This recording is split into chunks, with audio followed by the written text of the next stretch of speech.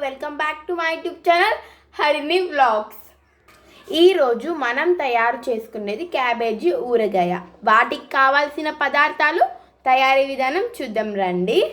1/4 kilo cabbage తీసుకున్నాం. ఫ్రెష్గా చిన్న చిన్న ముక్కలుగా తరిగి పెట్టుకోవాలి.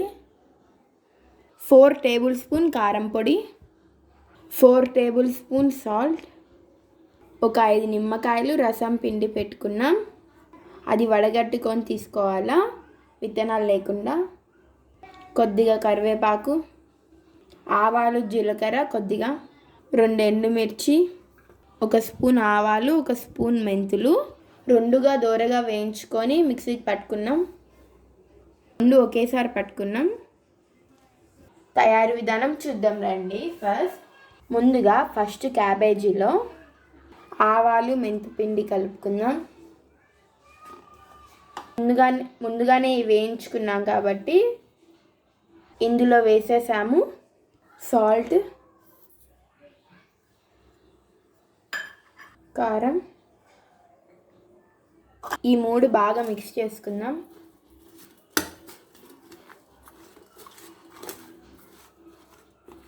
ఈ 3 మిక్స్ చేసుకుందాం. ఇవి పక్కన పెట్టేద్దాం. ఇప్పుడు పోపు పెట్టుకుందాం. ముందుగా బాండిల్ పెట్టి స్టవ్ వెలిగించాం.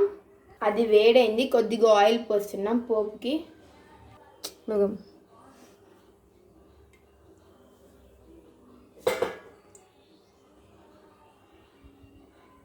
ఆయిల్ కొద్దిగానే పోయాలి. క్యాబేజ్ తక్కువ ఉంది కాబట్టి ఆయిల్ కూడా కొంచెం వేసాం. ఆయిల్ హీట్ అయింది. జీలకర్ర, ఆవాలు వేస్తున్నాం.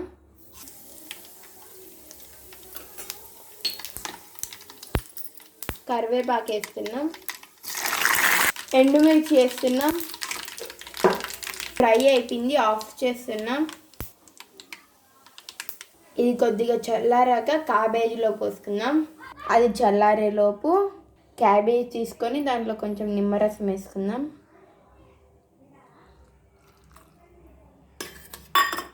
అది మిక్స్ చేసుకుందాం.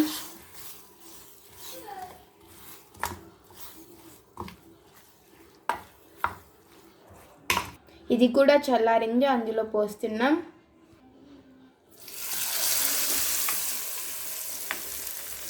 ఆయిల్ మరీ హీట్ అవ్వకూడదు. ఇది ఒకసారి బాగా మిక్స్ చేసుకుందాం.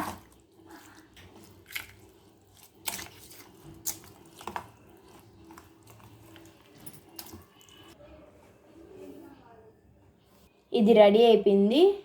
2 అవర్స్ పక్కన పెట్టుకొని తర్వాత చూద్దాం. 2 అవర్స్ పక్కన పెట్టుకున్నాం. మళ్ళీ చూద్దాం రండి. ఎంత బాగా వచ్చిందో. ఆయిల్ తేలింది. ఇది చాలా చాలా బాగుంటుంది. హెల్త్కి కూడా మంచిది. సింపుల్గా చేసుకోవచ్చు. నిలువ 10 డేస్ మాత్రమే ఉంటుంది. ఫ్రిడ్జ్లో పెట్టుకోండి. 1 డే బయట ఉంచి ఫ్రిడ్జ్లో పెట్టేసుకోండి. ఓకే అండి, రెడీ అయిపోయింది. ఇది వేడి వేడి అన్నంలోకి సూపర్గా ఉంటుంది. ఒకసారి మీరు కూడా ట్రై చేయండి. ఈ వీడియో కానీ మీకు నచ్చినట్టయితే please like, share, subscribe to Harini vlogs. మళ్ళీ వేరే వీడియోలో కలుద్దాం. బాయ్.